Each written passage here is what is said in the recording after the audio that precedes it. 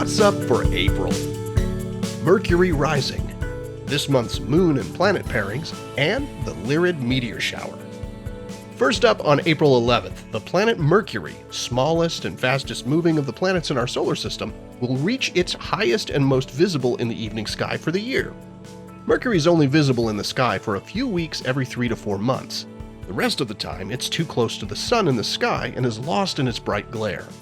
And since the planet orbits so close to the sun, it's always near the sun in the sky, appearing low near the horizon for no more than an hour or two, either following sunset or preceding sunrise. Some of Mercury's fleeting appearances, known as apparitions, are better for observing than others, for a combination of reasons that have to do with how our view of the solar system changes with the seasons, what hemisphere you're in, and what phase the planet happens to be showing us at the time. For this apparition in the Northern Hemisphere, the best viewing is April 3rd through the 11th, as the planet appears higher in the sky each evening. It quickly fades in brightness after that, as the phase it shows us becomes an increasingly slimmer crescent. Also on April 11th, you'll find the planet Venus, right next to the Pleiades star cluster. The two will be close enough to appear in the same field of view through binoculars. This pairing makes for a fun reminder that the night sky is kind of like a time machine. The farther out in space you look, the farther back in time you're seeing. On that night, you're seeing light that left Venus about 9 minutes earlier, whereas the light of the Pleiades left those stars around 400 years ago. The latter half of April includes some awesome close approaches of the moon with 3 of the bright planets in the sky.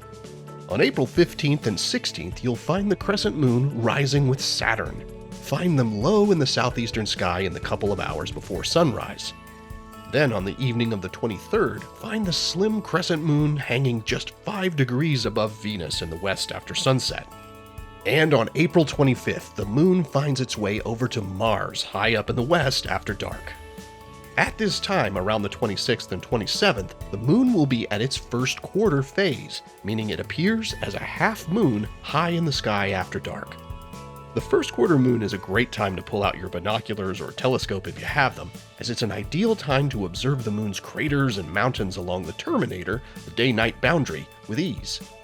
Lots of astronomy clubs plan public observing nights around this time as well, and you can look for events in your area with NASA's Night Sky Network. April brings the annual Lyrid meteor shower. It's a medium-strength shower that can produce up to 20 meteors per hour at its peak under ideal conditions. The Lyrids peak this year in the pre-dawn hours of April 23rd, though you should see a few shooting stars on the morning before and after the peak as well. Fortunately, the peak falls just a couple of days after the new moon. That means the moon won't interfere with this year's Lyrids, overwhelming fainter meteors in the glow of moonlight. The Lyrids are named for the constellation Lyra, which is near the point in the sky where their meteors appear to come from, called the radiant. They're one of the oldest known meteor showers, with the first recorded sighting in China some 2,700 years ago. They originate as dust particles from a comet during its 400-year orbit around the Sun. The Lyrids tend to produce fast-moving meteors that lack persistent trails, but they can also produce the occasional bright meteor called a fireball. To observe them, find a comfortable spot away from bright city lights, get horizontal, and look straight up. You'll see the most meteors by looking slightly away from the origin point, which is near the bright star Vega.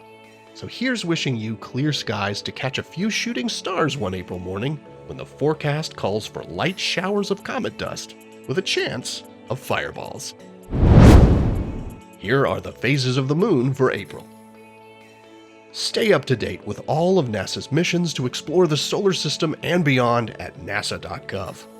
I'm Preston Dykes from NASA's Jet Propulsion Laboratory, and that's what's up for this month.